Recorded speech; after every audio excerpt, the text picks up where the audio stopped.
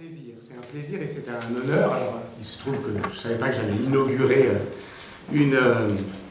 un amphithéâtre. Vous voir si nombreux est pour moi réconfortant, encourageant, enthousiasmant en fait. Vous avez choisi une manière très prudente de regarder une éclipse, celle que je vais tenter de faire devant vous, en obscurcissant le soleil historiographique, et vous, de votre côté, vous avez souhaité l'accompagner, l'aligner par un coefficient de marée très élevé. Donc vous voir tous ici me semble eh bien justement une pratique, apparemment, une politique peut-être, mais certainement une promesse, puisque ce sont les trois mots que j'ai choisis pour illustrer cette conférence qui, effectivement, comme l'a si bien dit Claire, va tenter de saisir pratiquement ce que peut faire l'histoire connectée, ou les histoires connectées, à l'histoire médiévale, qui ne l'a pas primitivement accueillie, qui n'en a peut-être pas été le premier laboratoire, qu'il est peut-être difficile effectivement d'imaginer comme son terrain d'étude privilégié, mais partant du principe, et ça me semble effectivement un bon principe, que d'une certaine manière l'histoire connectée n'a pas comme objectif finalement de produire des nouveaux objets, mais de déplacer tous les objets de l'histoire, de les déplacer un peu, pas nécessairement en les bouleversant, mais en tout cas en les vrillant un peu, en changeant le point de vue. C'est de cela dont je voudrais parler. Et je le ferai d'ailleurs en prenant, on ne s'est pas concerté, mais en tentant une démarche un peu régressive. Dans un premier temps, un peu général, théorique, j'essaierai, enfin bon, non, pas trop, historiographique, j'essaierai de définir comment, oui, cette manière de faire de l'histoire qui est née quand même en histoire moderne et qui est née de certaines circonstances, en particulier politiques, que je rappellerai tout de même, peut ou ne peut pas s'importer en histoire médiévale. Et ensuite, je tenterai deux importations, mais régressives, une au XVe siècle. Est-ce qu'on peut faire une histoire croisée, connectée, ou décloisonnée des grandes découvertes, et ensuite une autre au XIIIe, XVe siècle pour avancer vers des problèmes qui seront ceux sans doute de cet après-midi, où on sera effectivement au ras de l'expérience de l'étrangeté. Quelques mots quand même d'introduction générale. Vous savez qu'il y a quelqu'un dans le monde qui règne sur nos vies d'historiens, ou en tout cas qui prétend régner, qui prétend faire peser une domination mondiale sur l'histoire. Il s'appelle David Armitage, il est professeur à Harvard, et il a récemment publié un livre qui s'appelle Manifesto, qui, je le signale, sera très amplement et diversement commenté par des historiens dans la prochaine livraison des Annales. Et c'est un livre manifeste, comme son nom l'indique, très, très engagé, très nerveusement engagé vers une politique, justement. Nous devons tous être des historiens de la mondialisation. En 2012, il a publié un entretien qui était opportunément intitulé « Are we all global historians now ?» Sommes-nous tous aujourd'hui des historiens globaux? Et à cette question, il répondait « Si les historiens s'obstinent à inscrire leur objet ou leur recherche dans un cadre national, s'ils négligent aujourd'hui de se donner la globalisation, la mondialisation, comme objet et comme espérance, alors il faudra au moins qu'ils nous expliquent pourquoi. » Donc c'est une injonction très forte. C'est une injonction à dire aujourd'hui, tout le monde doit faire l'histoire du monde, car l'histoire du monde est l'histoire dont le monde a besoin.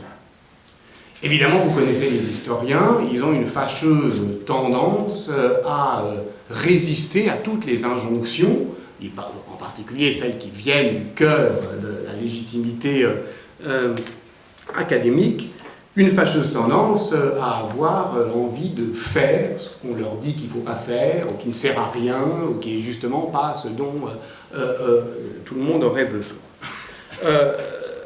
bien sûr, l'histoire connectée, ce n'est pas l'histoire globale. L'histoire connectée, c'est une manière de faire l'histoire du monde, mais de façon non globalisante. C'est une manière, au fond, de prendre le monde comme histoire, mais de le prendre en ne contrevenant en rien aux règles et aux méthodes et aux pratiques, notamment de l'administration de la preuve. Puisque ce qui peut paraître décevant à nombre d'historiens dans l'histoire globale, globalisante, disons, c'est qu'elle proposerait un grand récit mal documenté, en gros une grammaire des civilisations qui ramènerait des régimes documentaires, comme on dit, des manières de documenter l'histoire très hétérogènes, en faisant un patchwork un peu inégal et au fond assez flou. Une histoire surplombante, une histoire vue de très haut, une histoire assez vague, un grand panoramique des fresques de longue durée et qui se donne la civilisation comme objet. Contre cela, d'une certaine manière, l'histoire connectée peut être définie comme... Là, je cite Romain Bertrand dans un des nombreux articles qu'il a récemment consacré à la question dans l'un des nombreux ouvrages collectifs sur l'historiographie, un plaidoyer en faveur d'un dispositif pratique de recherche. Ce n'est rien d'autre que cela, l'histoire connectée aujourd'hui, c'est un plaidoyer en faveur d'un dispositif pratique de recherche. Maintenant, je ne peux pas complètement terminer cette introduction en ignorant justement la démarche politique qu'il y a implicitement ou explicitement dans cette démarche. Tu as cité effectivement l'histoire du monde au XVe siècle, qui est paru en 2009. Il est paru en même temps, par exemple, que la traduction en français du livre important de Dipesh Chakrabarty, qui est un historien bengalais dont le titre même du livre claquait comme un slogan, qui s'appelle « Provincialiser l'Europe ». Et en 2009, toute une série de livres, des livres de Sanjay Subramaniam, des livres également plus tard de Jack Goody, le vol de l'histoire, tout cela faisait une conjonction qui était une conjonction, au fond, qui s'entendait selon un certain horizon de réception politique, qui était que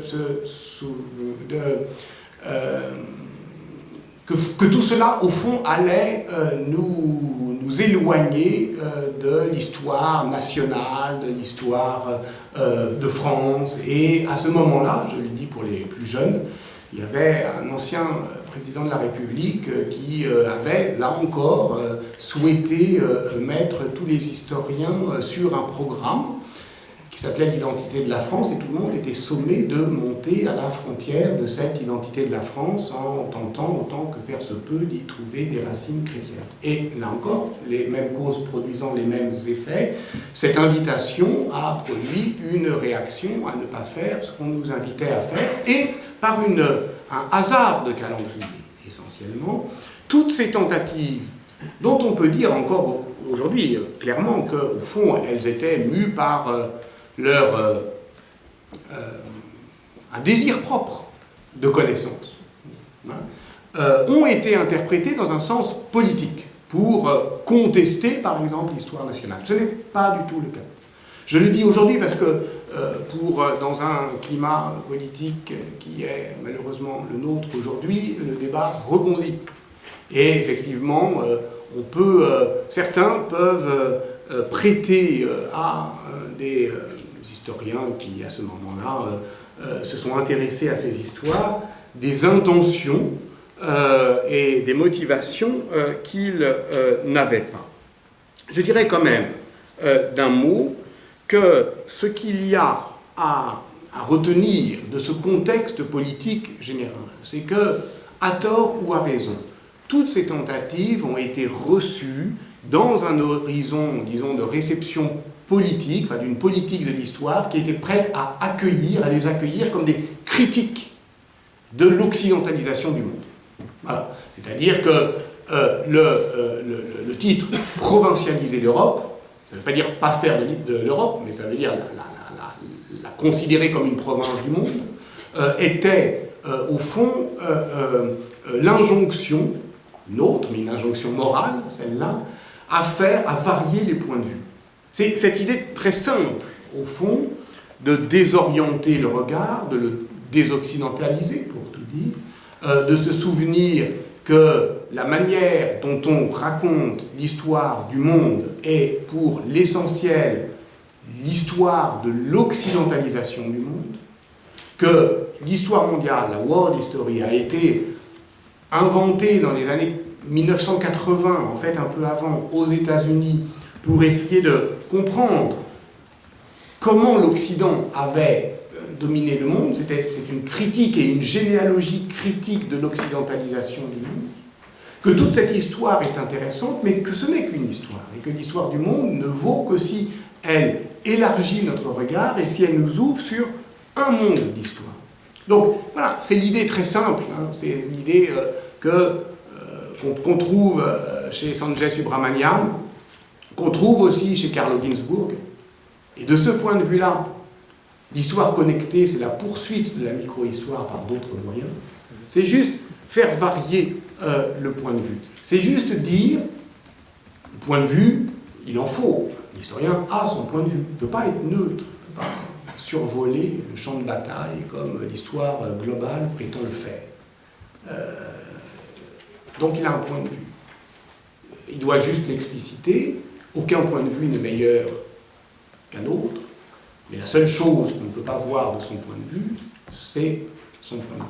Voilà. Donc, il faut des lunettes pour voir le monde, mais si ces lunettes sont efficaces, elles ne se voient pas elles-mêmes, elles permettent de voir. Et donc, pour voir les lunettes, il faut les poser devant soi, et c'est très exactement le geste que fait l'histoire connectée.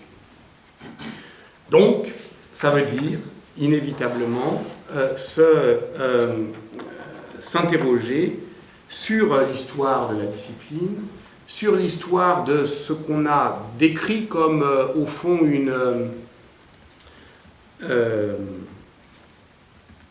un rattrapage. Je parle là de l'histoire française, qui aurait, d'une certaine manière, inventé, avant tout le monde, les histoires mondes, avec, bien sûr, la génération des annales, Fernand Braudel, Pierre Chaunu, etc., puis l'aurait oublié, et le redécouvrirait avec la ferveur, la foi des nouveaux convertis, aujourd'hui comme un produit d'exportation américaine. C'est évidemment pas vrai. C'est 3 fois pas vrai. C'est pas vrai parce que la World History n'est pas une histoire anglo-américaine, de moins pas. C'est une histoire qui, justement, ne vaudra que si on se souvient que les grandes universités, je sais pas, la grande université du monde, c'est Mexico. Voilà, en histoire. C'est là où il y a le plus d'historiens. Donc, si on y va, on se rend compte que là, il y a une histoire...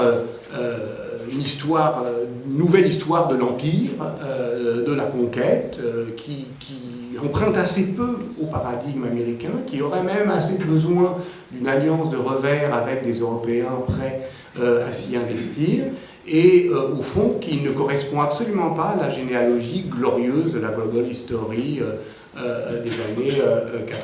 Bon. On se rend compte aussi que tous ceux qui nous intéressent dans le champ des histoires connectées aux États-Unis ne font pas partie des courants mainstream. Sanjay Subrahmanyam, c'est un Américain si on peut dire, pour français.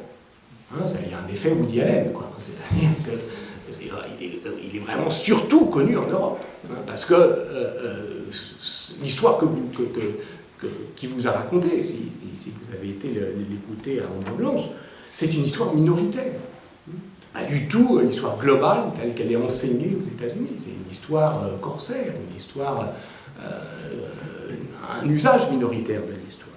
Donc, et j'en terminerai par là, ces propos trop généraux, du point de vue, au fond, de ce moment, c'est-à-dire de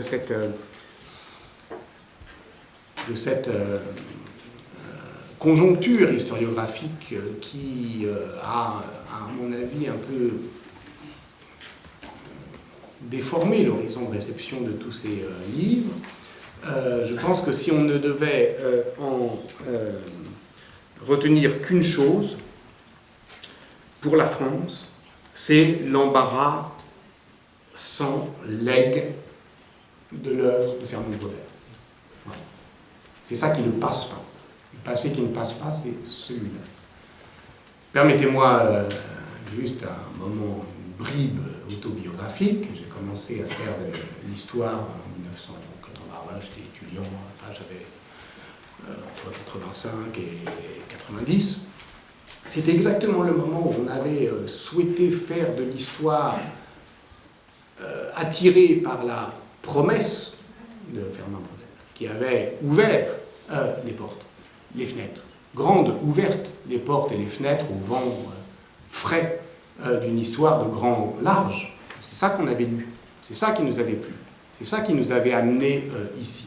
Et ce même Braudel, dans cette même troublante décennie des années 80, dans sa seconde moitié, eh bien, nous fermait violemment la fenêtre à la gueule, hein, on peut le dire, avec ce livre qui s'appelle L'identité de la France. Et c'était le même, effectivement, qui avait écrit La Méditerranée et qui écrivait L'identité de la France. Et dès lors, je crois que l'historiographie française est embarrassée de ce legs braudélien, encouragé à discriminer l'héritage. Il y en aurait un bon, un gentil, un politiquement correct, et puis un plus racorni, plus aigri, plus aisément disponible à des mésusages politiques. En réalité, c'est le même. C'est le même parce que de bout en bout, il réfléchit avec cette catégorie de la civilisation, qui est une catégorie nécessaire, sans doute, si on veut non seulement classer les problèmes, mais surtout faire de la place aux autres. Hein. C'était quand même aussi une manière au départ de dire, voilà, bon, on ne va pas faire que l'histoire de la France, donc c'était un moment nécessaire. Mais aujourd'hui, sans doute, et c'est ça la question de l'innovation historiographique sur laquelle je terminerai, vraisemblablement un blocage. Voilà. Et donc, si l'histoire connectée peut faire quelque chose à l'histoire tout court, c'est d'être une sorte de goutte. Ça ne peut être qu'une goutte, c'est très minoritaire, on a besoin de tous s'y mettre. C'est juste une petite goutte qui, en chimie, dissout. Voilà. C'est un dissolvant, et un dissolvant de généralité.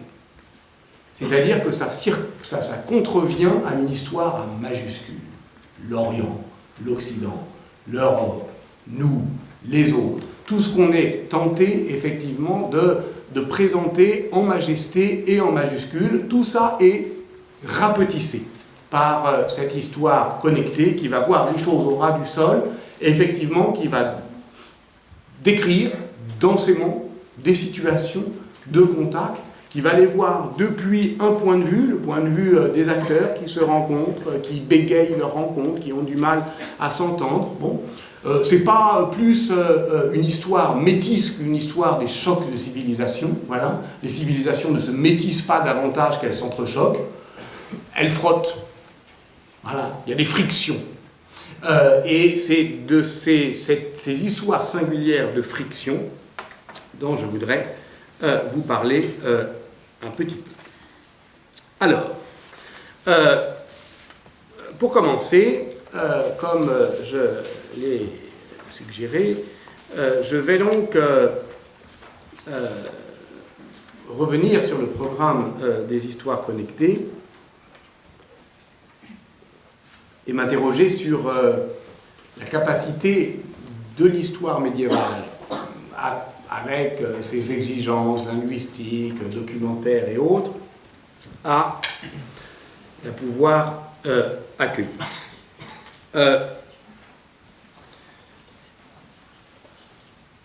J'ai oublié mon PowerPoint. Mais là, imaginez que je vous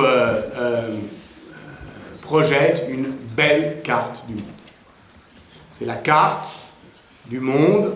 Vous pouvez d'ailleurs la trouver sur Internet parce que Princeton, elle est extraite de New Atlas of World History qui a été publié à Princeton en 2011 et qui donne à voir une synthèse de la World History académique telle qu'elle s'enseigne notamment aux États-Unis, mais pas seulement, et qui est donc le courant mainstream légitime. C'est une carte d'ailleurs que j'ai repris dans la documentation photographique qui suivait et qui convertissait pédagogiquement l'histoire du monde au XVe siècle à des usages pédagogiques et qui s'appelle Inventer le monde, une histoire globale du XVe siècle. Et puis il y a cette grande carte qui est la carte donc publiée par John Heywood en 2011 sur le monde en 1492. Et d'une certaine manière, c'est à la fois une carte qui est une carte, je dirais, bilan. On y reconnaît les effets d'un regard qui tente justement de se défaire de l'européocentrisme, ne serait-ce qu'en admettant que, par exemple, les grandes cités du monde ne sont pas en Europe, puisque c'est un atlas qui prend des coupes comme ça depuis la très haute Antiquité jusqu'à aujourd'hui, et en bas, il y a toujours les 5 plus grandes villes du monde. Et là, évidemment, c'est Hangzhou, Vijayanagar, le Caire, bon, voilà. Donc, c'est une carte qui, d'une certaine manière, dit cette ambition d'embrasser le monde. Mais, pourtant, la présence, certes discrète, de quelques itinéraires des grandes découvertes sur la carte, mais surtout, ça vous ne pouvez pas le voir, mais vous pouvez l'imaginer, mais surtout le choix de la date fétiche de 1492, réactive le fantasme d'une histoire simultanée, c'est-à-dire qu'est-ce qui se passe en même temps dans le monde, et montre que la World History demeure surtout préoccupée par la compréhension de l'occidentalisation du monde, avec une comparaison implicite, sur laquelle je reviendrai, qui était ce qui obsédait la première génération des annales. Chonu, Brodel, etc. C'est-à-dire pourquoi l'Europe et pas la Chine. Et cette obsession, au sens propre, obsidional, du face-à-face entêtant Chine-Europe, évidemment, nous avons de solides raisons politiques et géostratégiques de la voir se réactiver aujourd'hui. Donc, il y a la date, 1492, il y a aussi un fond de carte qui témoigne de la permanence plutôt tenace d'une conception culturaliste de la civilisation, où on va distinguer, par exemple, les nomades, les sédentaires, les agricultures intensives, extensives, et tout cela ne reprenant, au fond, la vieille et très belle carte que Brodel avait donnée au début de son livre majeur, en 79, Civilisation matérielle, économie, capitalisme, qui lui-même reprenait d'un Américain, Gordon Hughes, en 1950, et qui faisait une carte du monde globale, sans blanc sur la carte, en distinguant les grandes civilisations. Et évidemment, à regarder de près cette carte, comme vous le faites là en ce moment, on comprend les réticences qu'une telle approche a pu inspirer parmi les historiens européens, et notamment en France.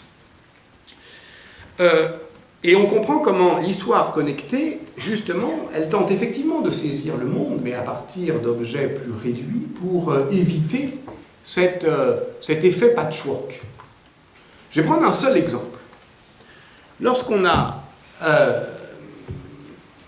effectivement tenté cette histoire du monde au XVe siècle, il fallait trouver 70 auteurs. C'est très facile, en fait, parce qu'il y a un truc qui s'appelle Internet. Le grand spécialiste de la littérature tamoule se trouve à 3 clics de chez vous. Voilà. suffit de demander à un copain qui connaît un copain, et pof, vous l'avez. Voilà. Donc en fait, c'est très facile de faire un livre comme ça, mais en revanche, ce qui est difficile, c'est de faire écrire à des gens ce qu'ils ne veulent pas écrire. Et il y a un chapitre que je n'ai pas pu faire écrire, donc j'ai été obligé de faire moi-même mon introduction de manière très pataude, c'est le chapitre « Histoire démographique ». C'est dément quand on y pense. Parce que vous avez peut-être une idée de ce que c'était l'histoire démographique dans l'historiographie glorieuse des années...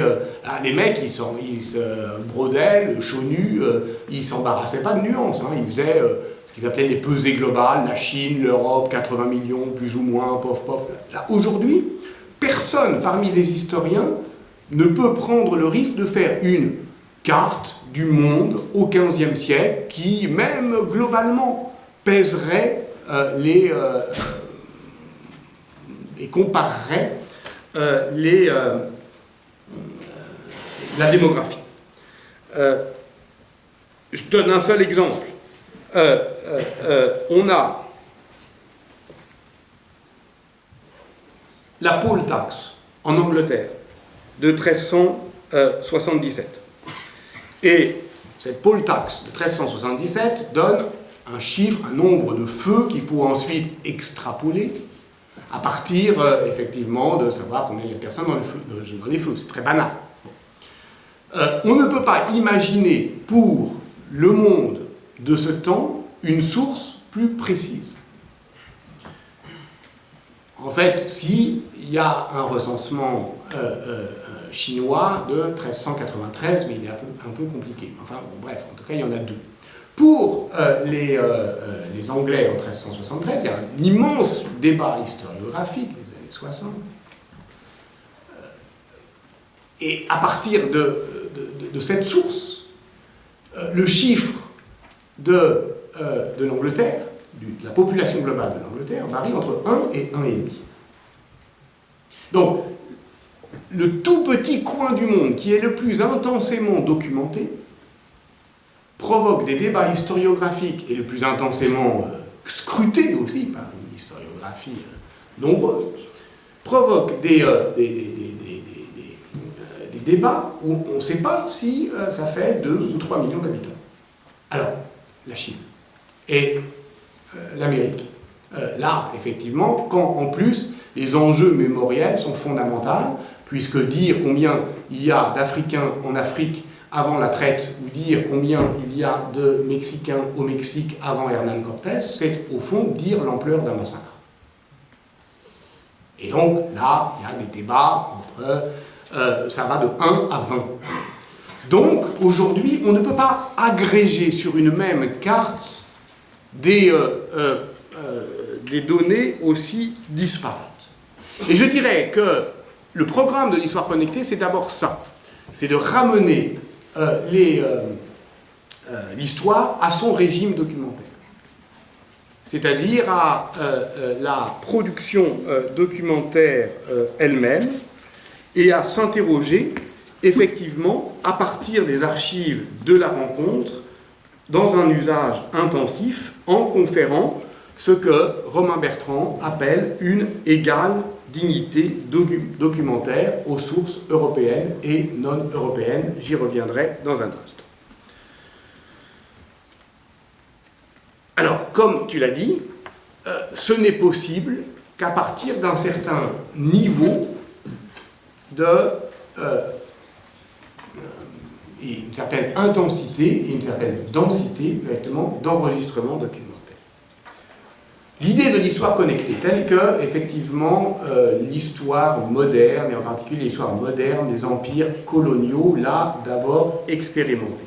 C'est de rompre la situation documentaire symétrique, je dirais, du face-à-face colonial. Ça suppose d'abord de ne pas se contenter des archives produites par l'administration coloniale elle-même.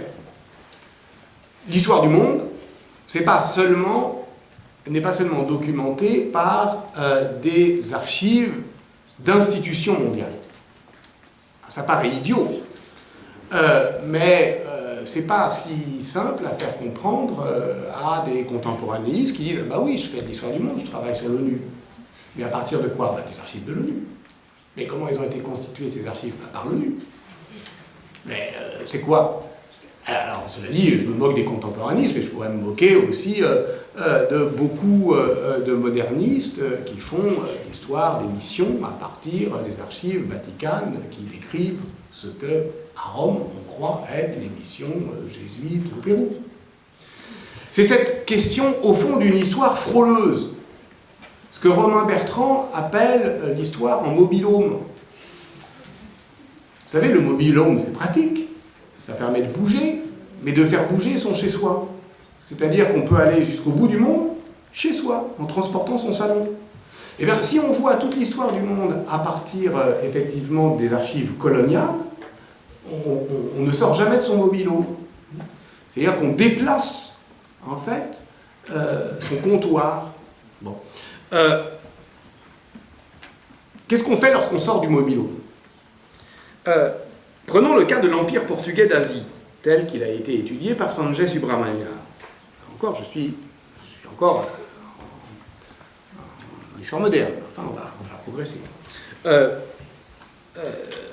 Alors, effectivement, Subramanian, lui, il casse le jeu. Et ça, c'est un problème qu'on aura.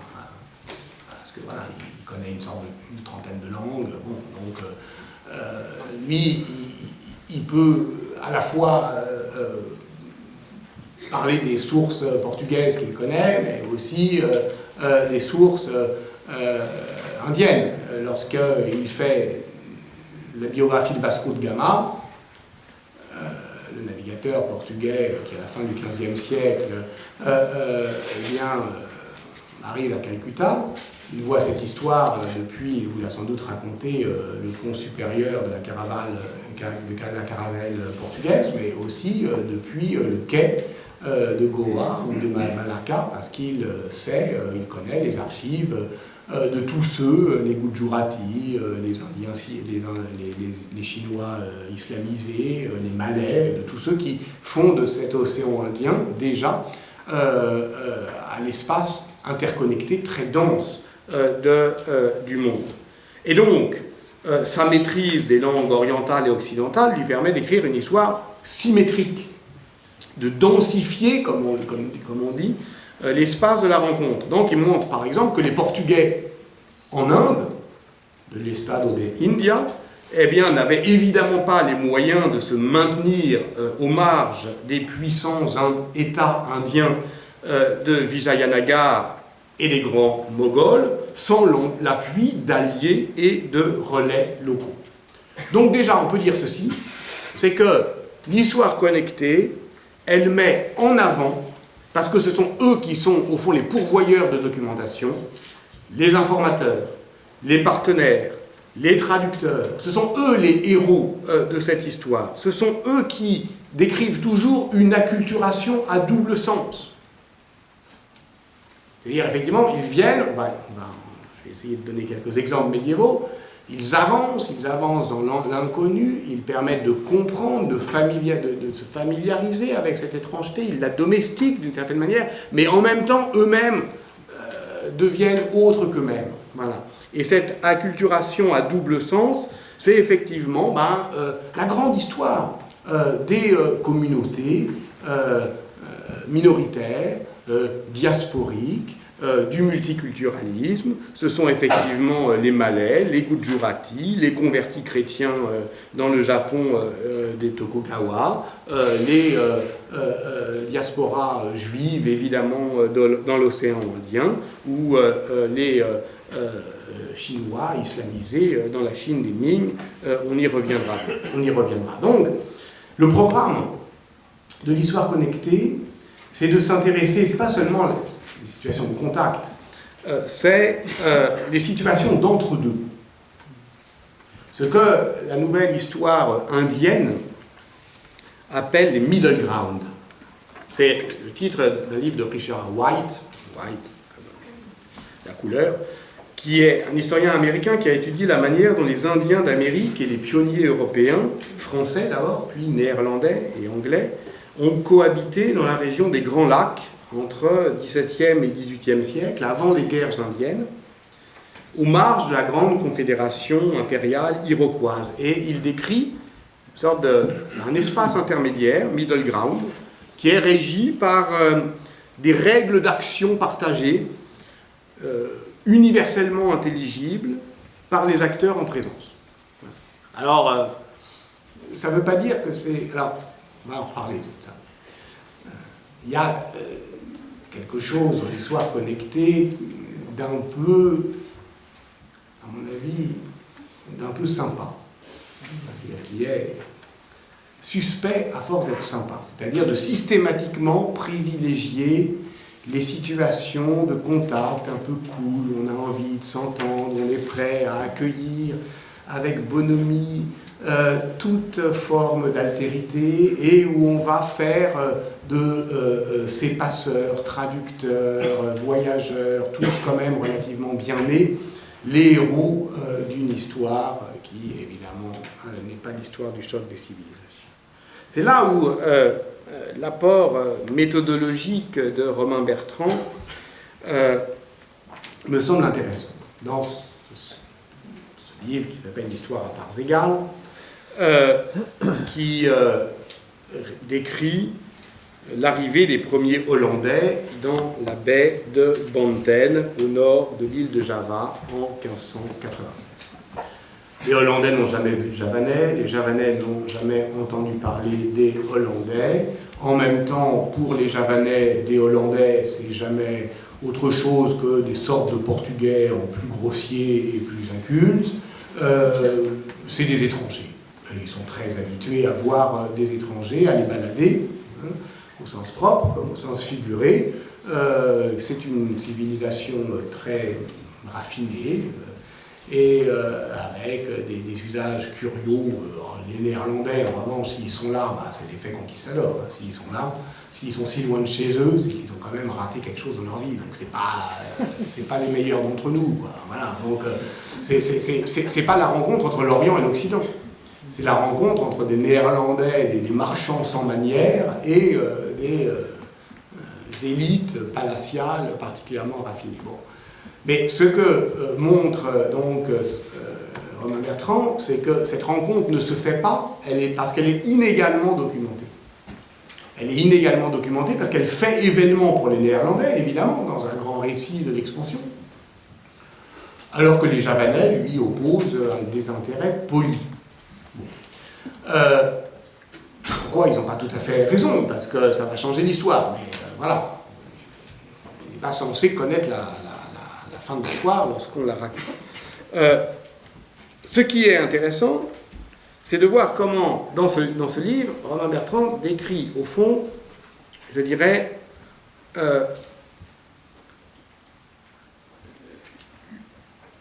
une improvisation, une grammaire de l'improvisation. C'est-à-dire comment, lorsqu'on rencontre quelqu'un qu'on n'était pas censé rencontrer, qu'on n'est pas préparé à connaître, dont on ne sait rien par avance, il faut, au fond, manipuler, d'abord essayer de s'entendre, faire des gestes, avoir, alors ça s'appelle, pardon, c'est un peu barbare, des échelles de commensurabilité.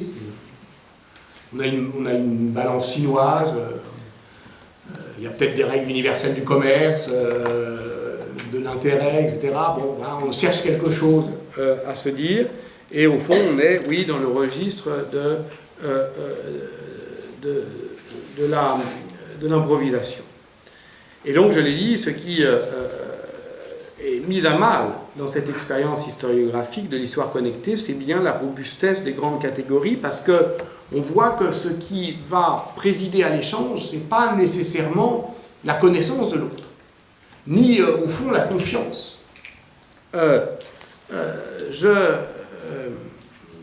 J'en viens à un autre exemple, et après, je promets que je m'arrête avec l'histoire moderne, mais c'est quand même effectivement la source d'inspiration. Un autre exemple qui va me permettre au fond de rebondir sur ce que je veux dire dans la deuxième et la troisième partie, qui est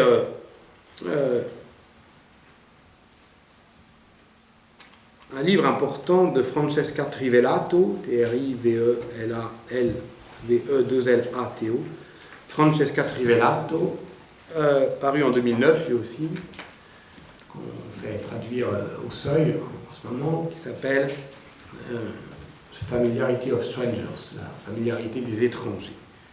Elle a mené une analyse fouillée de 13 000 lettres de la maison de commerce Ergas et Silvera, peu importe, qui est une maison juive, active à Livourne entre 1704 et 1746, qui documente un vaste réseau d'échanges reliant le port toscan de Livourne, qui est à ce moment-là le premier centre mondial de la production du corail méditerranéen, à Goa, en Inde, où sont exportés des diamants bruts provenant du monde indien.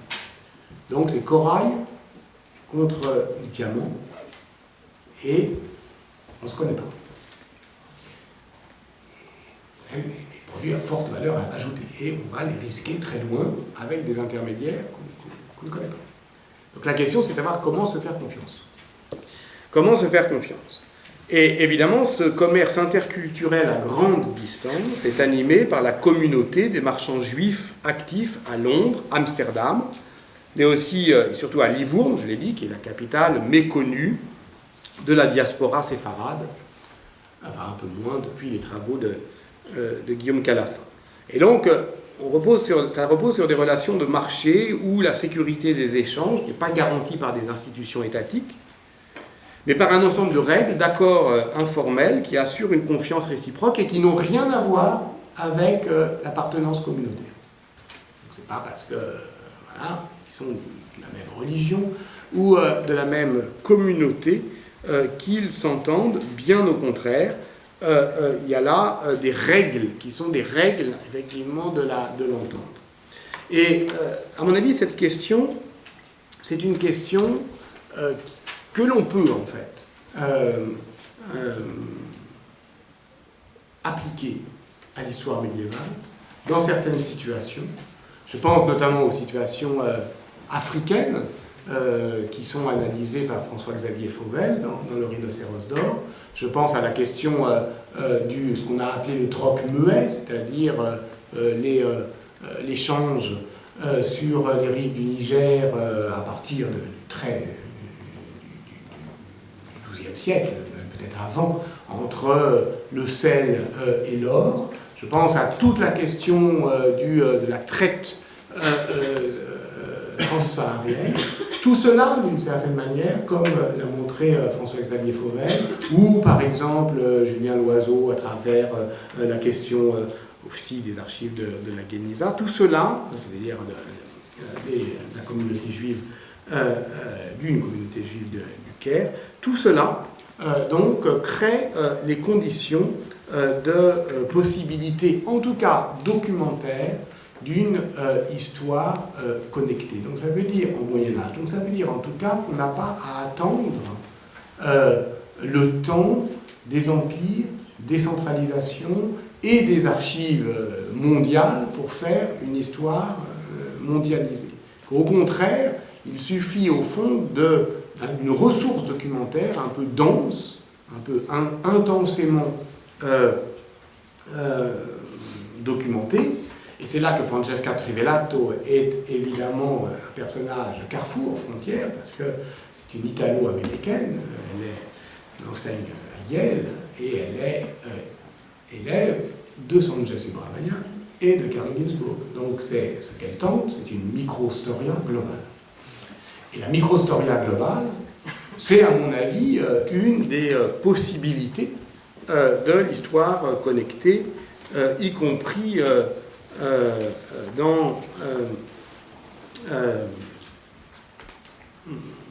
pour l'histoire médiévale. Bon, il est grand temps, je vais m'arrêter à midi. On m'a dit de m'arrêter à midi, donc je m'arrêterai à midi, comme ça on a le temps de discuter. De livrer quelques autres exemples en commençant à régresser, justement, vers le Moyen-Âge. Je vous en proposerai donc deux. La première, serait quelque chose comme une histoire croisée des grandes découvertes. Et la deuxième, ça serait la question de la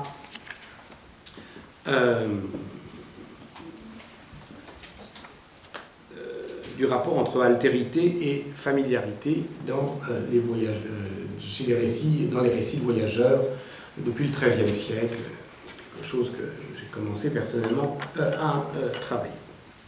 D'abord, l'histoire, est-ce qu'une histoire croisée des grandes découvertes est possible? Sanjay Subrahmanyam en ouvre la possibilité ou la promesse. Effectivement, son Vasco de Gama ne raconte pas une autre histoire que celle que nous connaissions déjà. Il ne s'agit pas de faire des contre-récits à ceux de l'occidentalisation du monde.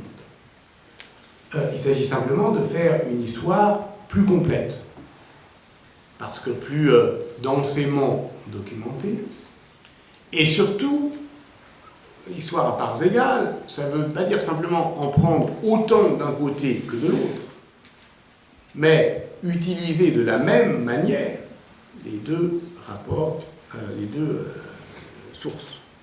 Ce qui est un effort.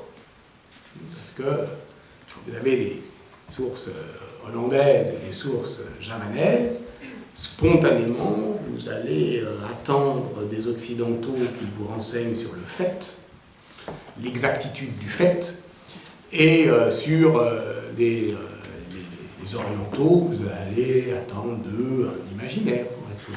Comment ils voient les choses, parce que ça rêvasse, ces gens-là, comme vous savez. Donc, non, il s'agit évidemment de symétriser les choses. Alors, est-ce qu'on peut faire une histoire symétrique des grandes découvertes? Je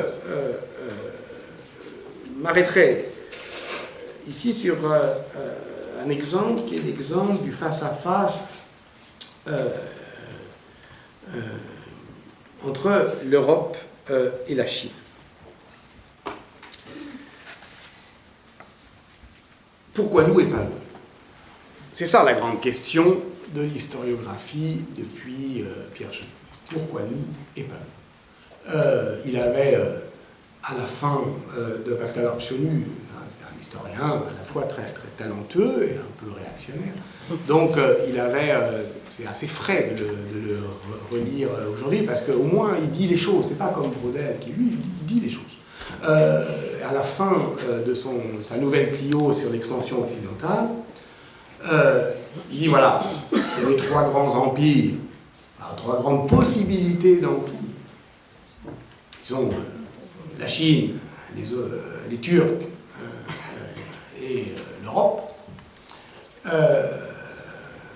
Les Turcs auraient bien voulu, mais n'ont pas pu. Les Chinois pouvaient, mais ne voulaient pas. Nous avons eu la chance de vouloir ce que nous pouvions. Et donc, lorsque une volonté s'accorde miraculeusement à une puissance, il est juste que cette volonté et cette puissance dominent le monde. Voilà. Donc, au fond, l'histoire des grandes découvertes a été symétriquement, depuis très longtemps, par les Occidentaux, décrite, lorsqu'elle n'était pas décrite simplement de leur propre point de vue, comme l'histoire symétrique de la sinisation manquée du monde. Alors pourquoi les Chinois, qui avaient toute possibilité de faire ce qu'on a fait, ne l'ont pas fait? Et d'ailleurs, lorsque les Jeux Olympiques de Pékin sont inaugurés, enfin, la cérémonie d'inauguration des Jeux Olympiques de Pékin en 2008, c'est une grande leçon d'histoire adressée à l'Occident. Elle met en scène les expéditions maritimes d'un eunuque de l'époque Ming qui s'appelle Cheng He. Tiens, celui-là, je vais vous l'écrire quand même.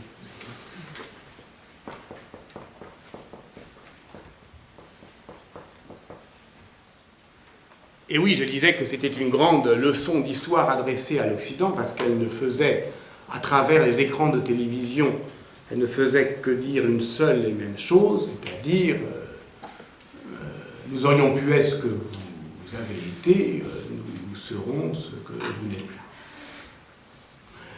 C'est-à-dire ceux qui, par exemple, dominent l'Afrique.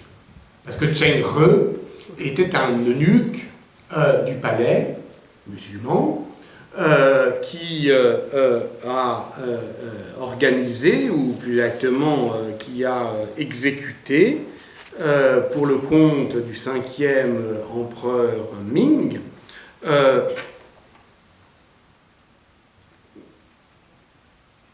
qui s'appelait Yongle, de 1405 à 1433, plusieurs expéditions maritimes qui ont parcouru les mers du Sud, de l'Asie du Sud-Est, de l'Indonésie, de l'Inde, Calicut, Cochin, du Sri Lanka, jusqu'au golfe Persique, Hormuz, jusqu'aux rives orientales de l'Afrique, Jeddah, et les côtes du Mozambique.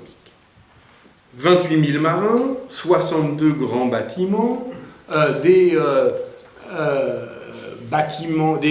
vaisseaux sans doute moins grands qu'on ne l'avait dit, les fameux bateaux trésors, mais à côté desquels les caravelles de Christophe Colomb ne sont que d'humbles barcasses.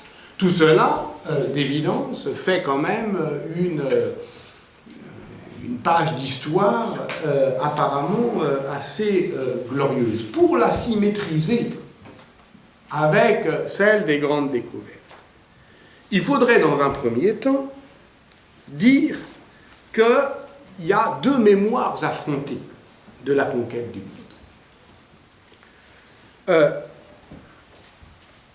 Si l'on prend le cas de Cheng Re, eh bien,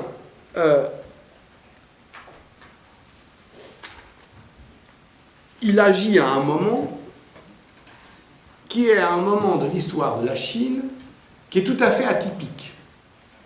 Parce que l'empereur Yongle n'est pas un empereur Ming comme les autres, c'est un empereur mongol, enfin, qui a un style de gouvernement mongol, qui soutient la campagne de des campagnes d'expéditions maritimes partout, et aussi notamment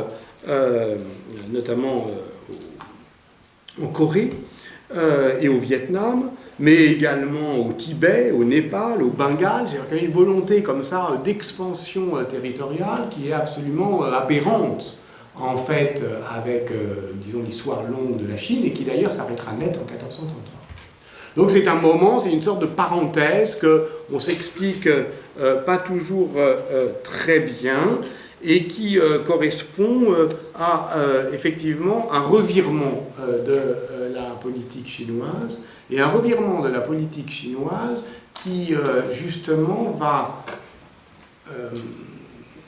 changer, mais changer très momentanément, le rapport que l'empereur a avec ses communautés marchandes et la dispersion de ces communautés marchandes. La grande différence au fond entre la Chine à ce moment-là et par exemple le Portugal, c'est que les Chinois, qui sont les Chinois, donc des communautés chinoises de l'océan Indien, sont considérés comme des renégats. Non seulement ils ne sont pas du tout soutenus par l'État, mais au contraire, ils n'ont pas le droit de revenir en Chine. Donc ça veut dire que lorsque s'arrête brutalement cette entreprise de reconnaissance de l'océan Indien jusqu'aux côtes orientales de l'Afrique qui connectent ce monde à l'océan Indien, eh bien, lorsqu'elle s'arrête brutalement, donc, elle fait immédiatement l'objet d'une politique de la mémoire, qui est une politique de destruction d'archives, qui est une politique d'oubli, et plus que d'oubli, de damnation mémoire. Les annales de la dynastie Ming, après avoir rappelé que Cheng Re prit la tête d'une flotte de 62 bateaux trésors et au cours de 3 règnes accomplit 7 ambassades dans plus de 30 pays, parce que oui, bien sûr, c'est aussi une histoire de reconnaissance de souveraineté et d'ambassadeurs, Conclut, les trésors et objets inconnus qu'ils collectèrent sont d'un inventaire impossible, mais la Chine les gaspilla et n'en tira aucun profit. Donc, hop, rideau, c'est terminé. Et donc, à partir de ce moment-là, l'histoire classique dit, ben voilà, la Chine ne peut partir à la conquête du monde puisqu'elle est elle-même son propre monde. En fait, il est possible quand même qu'une partie des archives concernant ces expéditions ait été volontairement détruite, mais il y en a quand même quelques traces, et on peut y retenir de tout cela une histoire fragmentaire, une histoire indiciaire, mais une histoire qu'il est tout de même possible de faire à partir notamment de quelques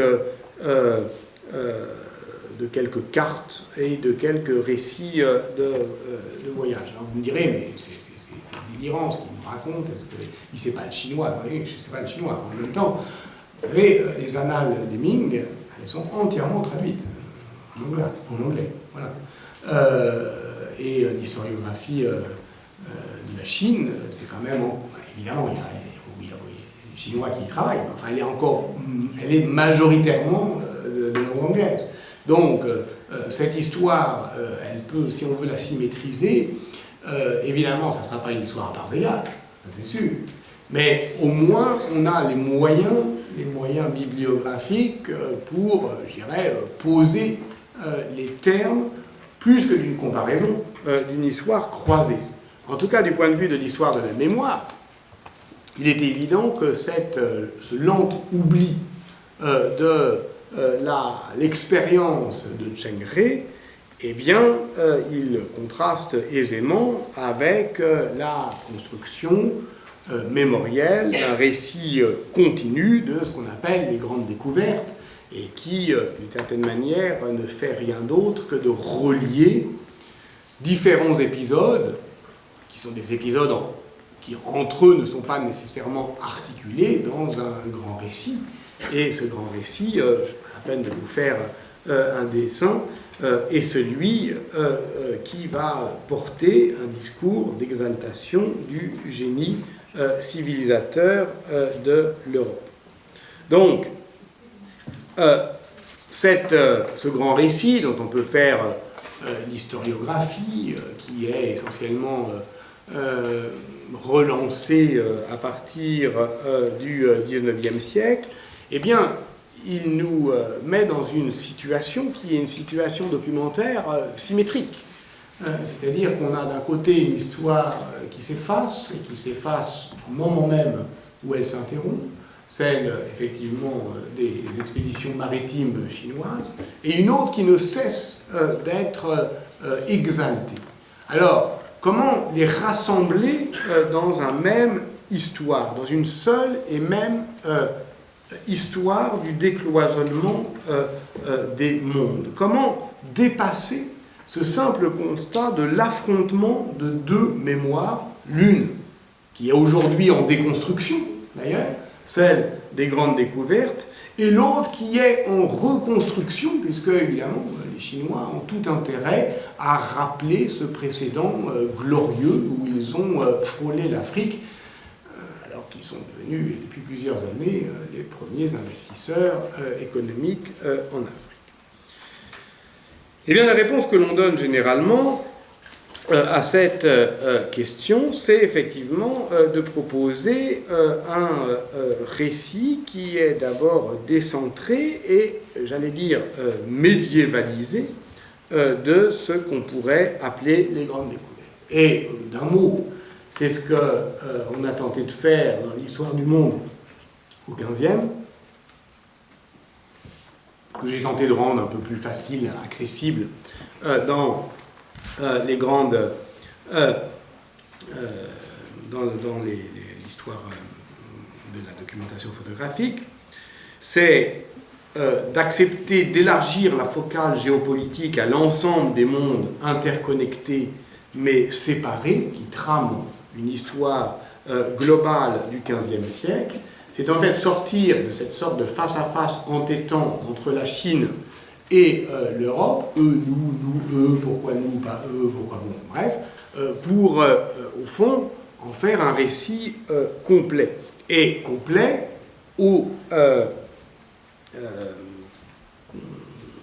à la dimension de l'Ancien Monde, qui formait évidemment un système spatial puissamment articulé aux vastes horizons interconnectés, dont effectivement l'Europe était une province plutôt lointaine par rapport à un océan Indien dont on sait bien aujourd'hui qu'il est véritablement le cœur battant de cet ancien monde. Tout ça est bien connu, mais à partir du moment où on a, au fond, reconstitué le tableau entier, où la Chine est dans ce tableau comme un partenaire lointain, où on a rappelé que l'histoire, les histoires connectées, ne doivent pas seulement, et ça c'est quelque chose qui me semble important à dire ici, ne doivent pas seulement s'intéresser à l'histoire des rencontres, mais aussi, comme Romain Bertrand l'a suggéré, celle des incompréhensions, l'histoire des anti-mondialisations, au fond,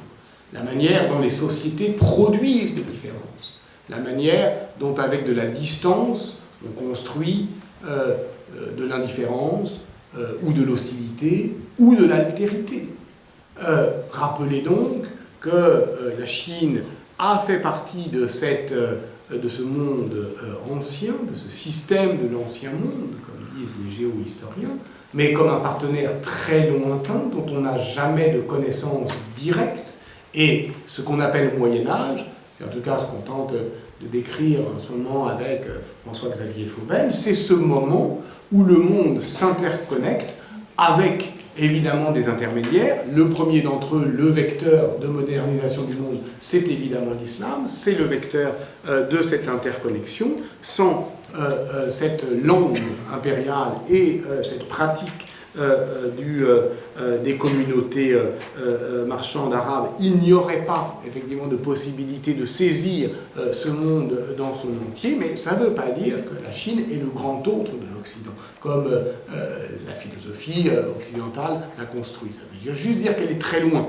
trop loin pour qu'on puisse immédiatement en avoir connaissance. Et donc, dès lors, pour raconter cette histoire, qui n'est pas simplement une histoire symétrisée ou comparée entre deux possibilités de destin impérial, il faut remplir au fond la description, et il faut effectivement, et ça, bon, on en parlera peut-être cet après-midi, mais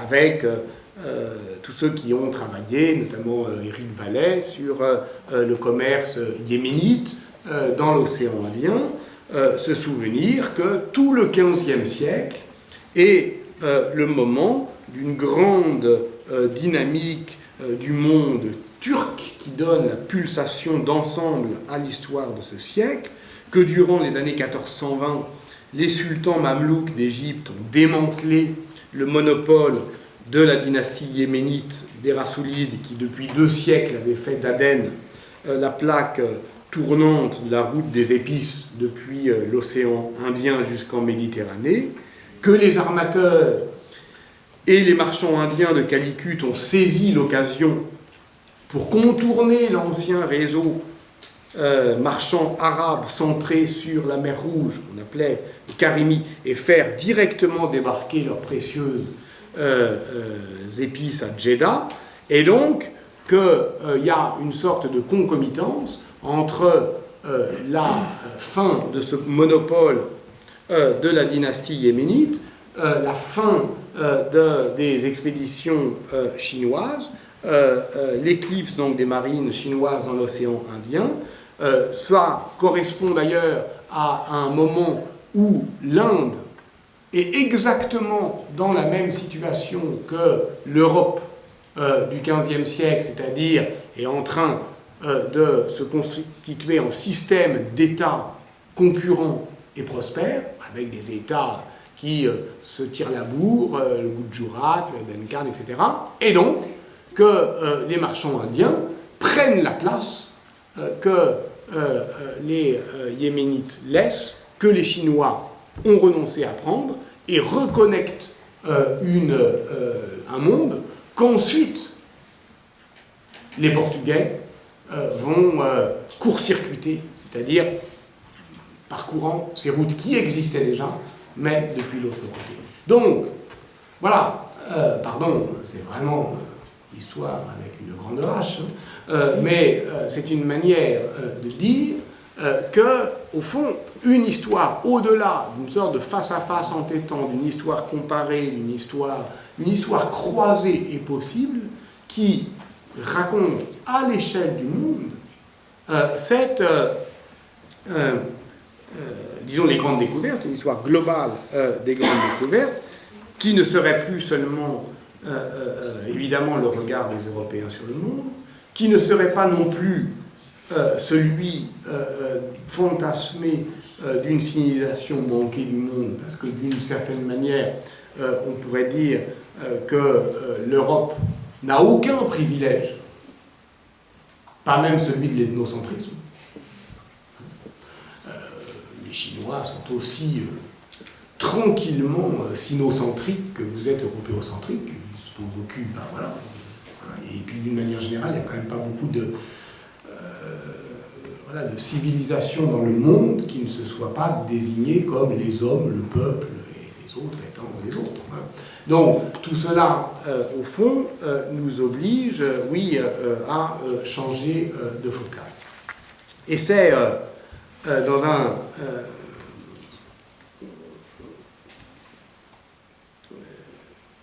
les effets de ces changements de focal sur les rapports entre altérité et familiarité, c'est donc sur cette question que je voudrais terminer.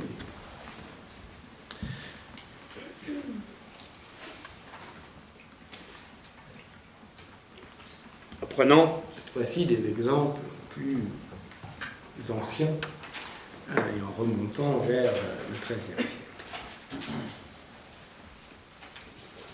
Je voudrais évoquer, pour commencer la fin, compte à rebours,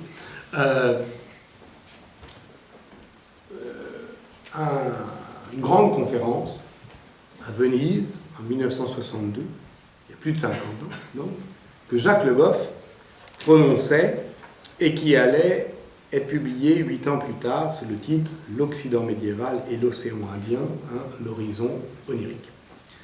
Et à le relire aujourd'hui, à le relire dans un recueil au titre également célèbre, pour un autre Moyen-Âge, qui est paru en 1977, on ne peut d'ailleurs qu'être emporté à nouveau par la vigueur, par l'audace, par la jeunesse de ce texte, par les promesses, la plupart non tenues, qu'il laissait espérer.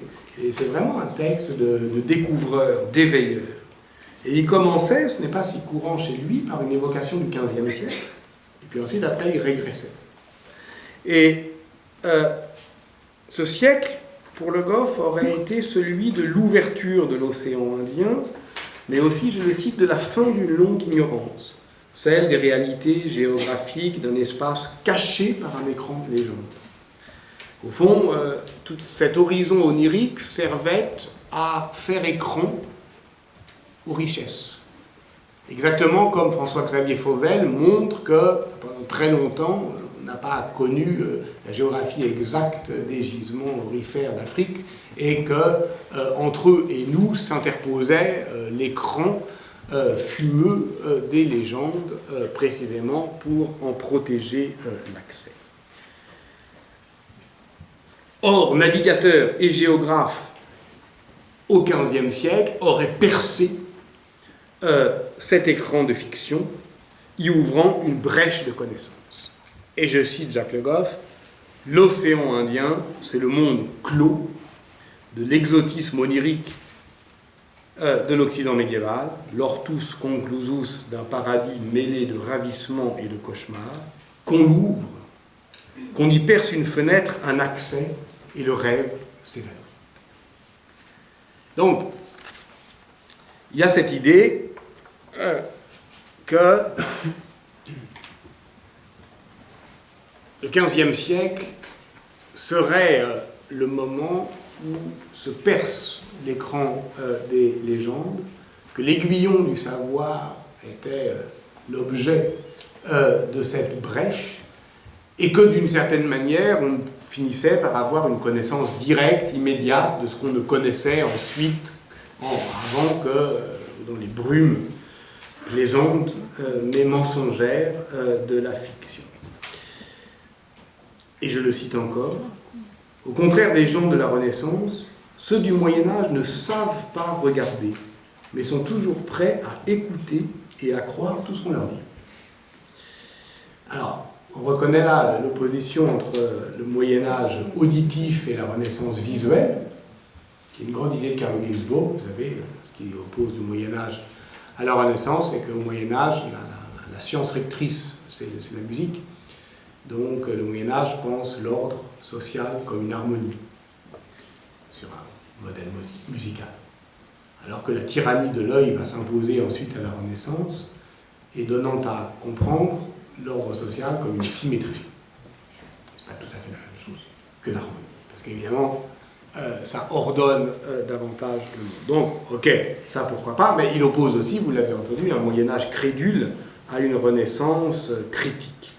Et ça, je crois que tout, dans l'histoire connectée, notamment des voyageurs, des explorateurs, des ambassadeurs, la manière qu'on a pu avoir de s'emparer du monde, peut contredire cette idée.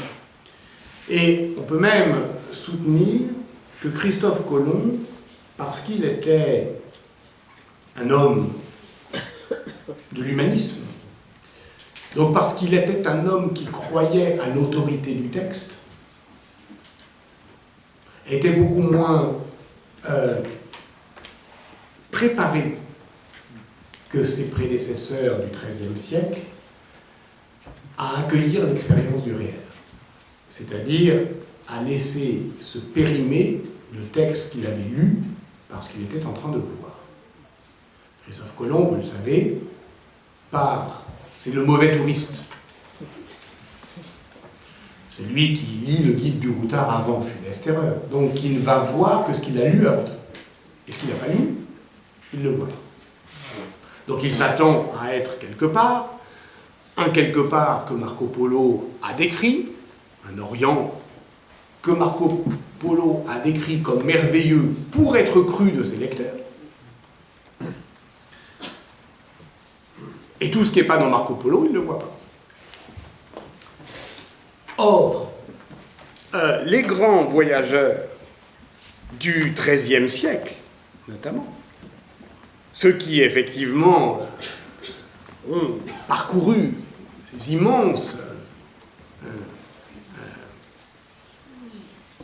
distances, en particulier, je pense évidemment au voyage dans l'Empire mongol de Guillaume de Rubruck ou de Jean de Plancarpin, c'est-à-dire ces moments où effectivement, pour des raisons géopolitiques évidentes, on veut aller chercher chez les Mongols une alliance de revers comme contre l'islam, eh bien, à les lire ou les relire aujourd'hui, et d'une certaine manière, le devisement du monde de Marco Polo, c'est pas sans rapport, eh bien, on ne peut qu'être frappé par cette capacité qu'ont eu ces voyageurs à, au fond, faire jouer les catégories de la familiarité et de l'étranger. Je prends Guillaume de Rubruck. Donc de 1253 à 1255, Guillaume aura parcouru 16 000 kilomètres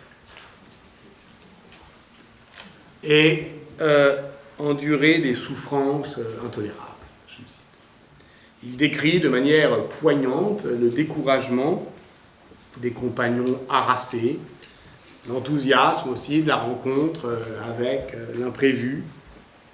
Bon, il arrive, c'est des mangeurs de rats, ah bon, ok. Ils boivent du lait fermenté de jument, très bien, ça s'appelle la cumisse, je le note. Bon, voilà, c'est sympa. Il y a un moment où on est content de découvrir. Mais il y a aussi un moment où il panique, où littéralement il panique. Quand il n'a plus notamment de capacité à domestiquer l'étrangeté. Au début de son voyage, de sa relation de voyage, il tente toujours de mesurer les distances à l'aide d'unités familières. Ainsi, lorsqu'il est en Pannonie, en Hongrie, il parcourt, je le cite, peu à peu, chaque jour, la distance de Paris à Orléans. Seulement, au bout de 10 000 km, la distance entre Paris et Orléans, ça ne lui dit plus grand-chose. Il y a un moment même où il panique, littéralement. Il panique. Où il est littéralement désorienté, c'est-à-dire il se rend compte que Jérusalem est à l'ouest. Qu'il est allé si loin que Jérusalem est pour lui à l'ouest. Donc ça, c'est proprement cette question du point de vue. Or, ce que je trouve intéressant et ce qui, à mon avis, va peut donner des idées, des promesses d'histoire connectée pour l'histoire médiévale, c'est cette capacité qu'il a eue, par exemple, Guillaume de Rubruck, justement à laisser l'expérience du réel déstabiliser la connaissance qu'il avait du monde. L'exemple le plus fameux, c'est la description de la mer Caspienne.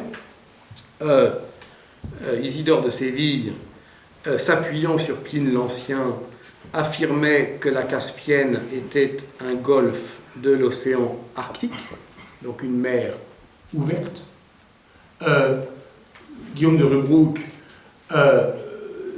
l'allonge une fois à l'aller, une fois au retour, et au retour, il écrit son voyage, et il dit, mais à l'aller, j'ai vu un côté, au retour, un autre, et André de Longjumeau, mon copain, m'a dit qu'il y avait aussi, il a vu les troisième et quatrième côtés, donc ça en fait 4. Donc, il écrit, cette mer est donc sur 3 côtés entourée de montagnes, mais elle a une plaine au nord. Frère André l'a parcourue sur 2 de ses faces, la méridionale et l'orientale. Quant à moi, j'en ai parcouru les 2 autres, la septentrionale, en me rendant de chez Batou vers Mangoutchan et en revenant de même, et l'occidentale, durant mon voyage de retour de chez Batou jusqu'en Syrie. On peut en faire le tour en 4 mois, et Isidore est dans l'erreur lorsqu'il dit qu'elle est un golfe de l'océan. Nulle part, elle ne touche l'océan, de tous côtés, elle est entourée de terre. Ça, c'est quand même une vraie aventure du savoir. Isidore de Séville dit ça, je l'ai lu, j'ai vu autre chose, donc il attend. Bon. Une aventure du savoir, oui, parce qu'il revient, son voyage est lu, il est lu notamment dans les milieux savants en Europe par l'illustre Roger Bacon, qui le rencontre à la Sorbonne et qui s'appuie sur ce qu'il appelle cette expérience toute récente pour contester la tradition et affirmer donc désormais que la Caspienne est bien une mer fermée. Bon, ce n'est qu'un exemple. Mais cet exemple, il pourrait être développé, à mon avis, et je pense que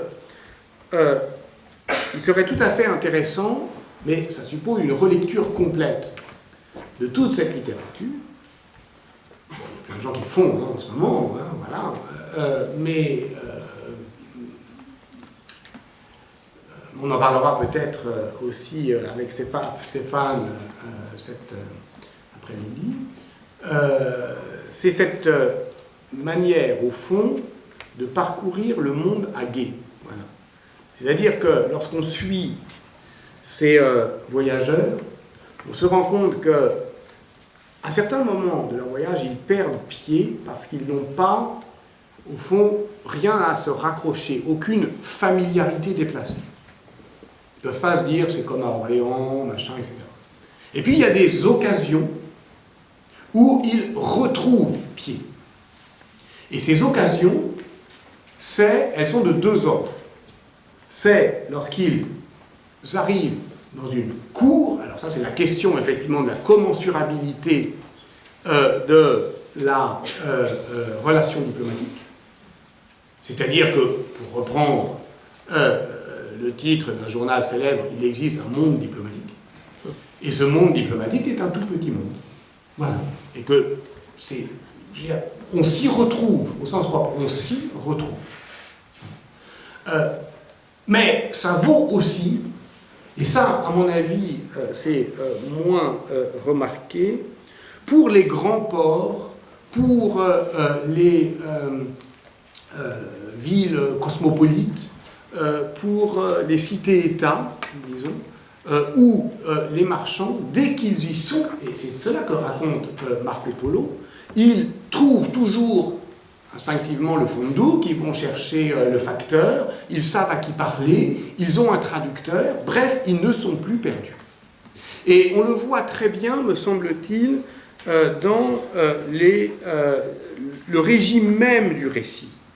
Je prends un seul exemple, qui est un exemple un petit peu plus tardif, du XVe siècle. C'est Niccolò de Conti, qui, lors de son long périple, 1414-1439, parcourt les principales étapes du commerce des épices dans l'océan Indien, de Damas à Bassora, en caravane, puis en bateau à Hormuz, Cambay, Calicut, Malacca, jusqu'au port javanais, puis il revient au Caire par Aden et Jeddah. Ce long périple, lorsqu'on le lit et qu'on est un peu attentif à ses effets littéraires, on voit qu'il y a deux régimes de narration. Quand il est dans un port, avec des marchands, lorsqu'il rentre dans ce que j'appelle la familiarité déplacée, c'est-à-dire le lieu loin mais pareil, il dit plus rien. Il dit, j'ai rencontré, par exemple, je suis à Mylapore, j'ai rencontré des chrétiens nestoriens, c'est comme des juifs. Ça veut dire, c'est comme les juifs chez nous. Comme les juifs chez nous. Ça veut dire c'est une minorité religieuse, entreprenante, tantôt persécutée, tantôt protégée, mais qui va nous servir justement de courtier. Et là, il dit plus rien. Pourquoi ? Parce que c'est un marchand, donc il n'a pas non plus à dévoiler des informations qu'il a eu tant de peine à récolter. C'est d'ailleurs pour ça que, à mon avis, le statut littéraire réel du devisement du monde de Marco Polo est plus compliqué qu'on le croit, parce qu'il dit trop de choses pour un marchand. Il est trop loquace pour s'il a fait ce qu'il dit qu'il a fait. Bon. En revanche, lorsque Niccolò de Conti parcourt des autres espaces, et des espaces qu'il ne connaît pas, et sur lesquels il n'a pas d'accroche, la question du cosmopolitisme est importante, parce que la cité-État fait comme, au fond, crée un archipel. On peut, d'une certaine manière, caboter de cité-État en cité-État.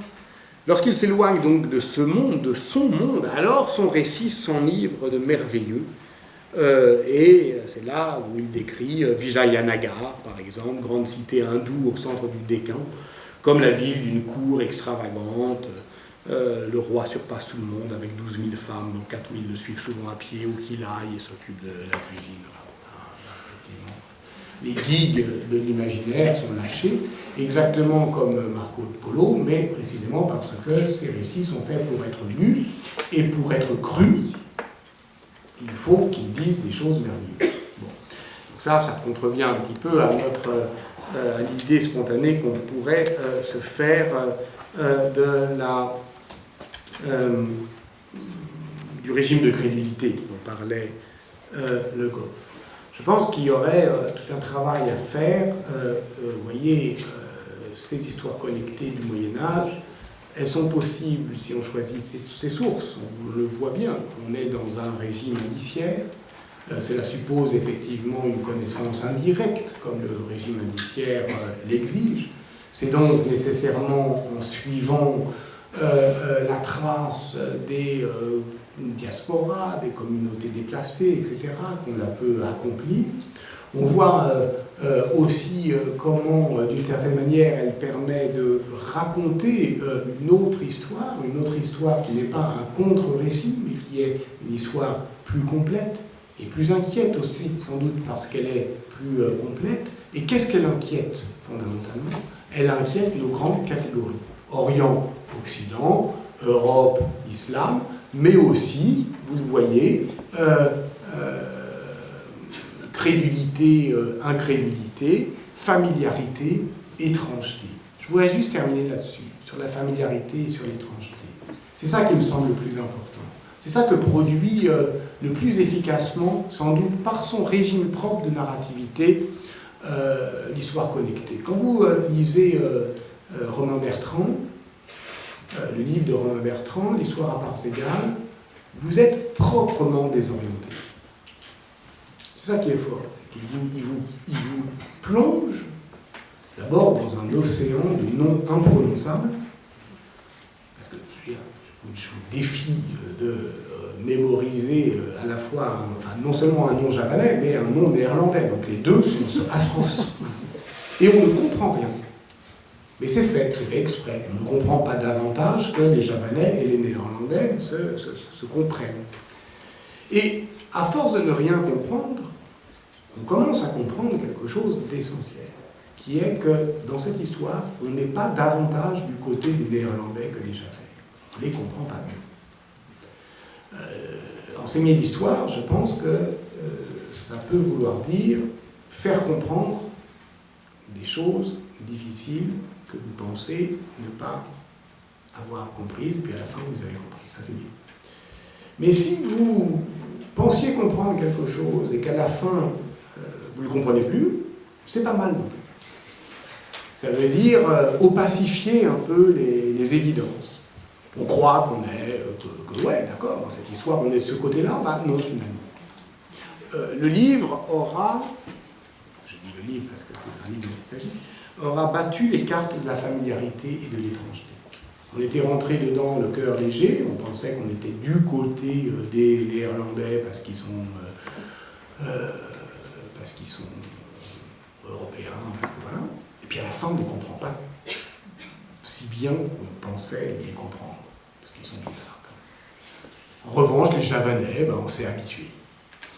Et donc, l'étrangeté et la familiarité se sont, d'une certaine manière, hybridées. Et c'est cela, je pense, qui est la politique et la promesse la plus stimulante pour moi des histoires connectées. C'est, au fond, de